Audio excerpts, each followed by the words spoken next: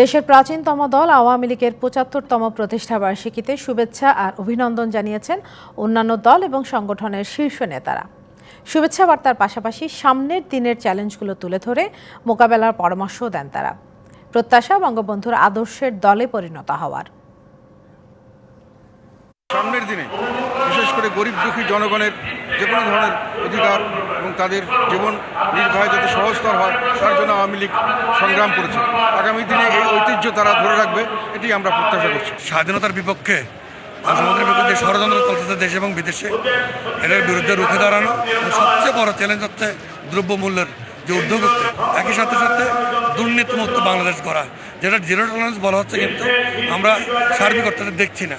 উন্নয়নের পথে বৈষম্যবিহীনভাবে একটা সমাজভিত্তিক সমাজ এই চ্যালেঞ্জ নিয়ে আওয়ামী লীগের সামনে আশা করি তার সাফল্যের উপরে দাঁড়িয়ে এই চ্যালেঞ্জটা সাহসের সঙ্গে মোকাবেলা করবে আওয়ামী লীগ, সেই কামনাই করি।